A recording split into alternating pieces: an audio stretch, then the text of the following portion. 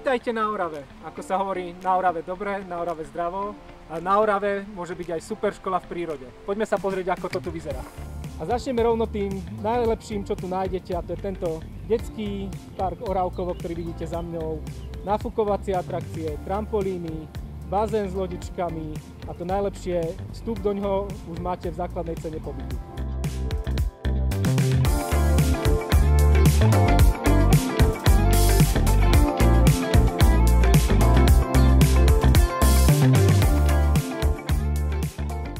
V areáli penziónu nájdete dostatok priestoru na učenie aj posedenie.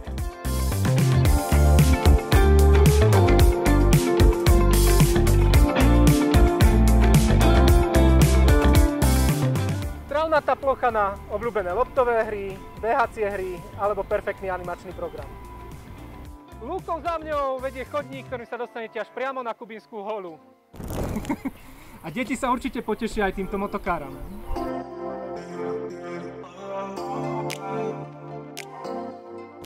A teraz si ukážeme, kde budete bývať a jesť. V prvej spoločenskej miestnosti nájdete pohodlné sedenie, biliard, stolný futbal alebo bufet s takými drobnosťami pre deti. Mladší žiaci alebo aj v prípade zlého počasia sa všetci potešia takejto detskej herni. V takejto jedálni sa budete tešiť na chutnú domácu stravu. Raňajky sú podávané formou bufetových stolov. Samozrejme, využiť ju môžete aj na učenie alebo iné spoločenské aktivity.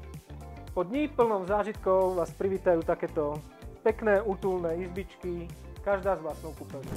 Spestrite si školu v prírode na Orave výletom na Kubinskú holu alebo do lanového parku Tarzania, čo máte pešo priamo zo strediska, alebo krátky autobusový výlet vás dovedie na Oravský hrad či do akvaparku v Dolnom Kubine. Tak my teraz z Oravy odchádzame, ale vy určite príďte.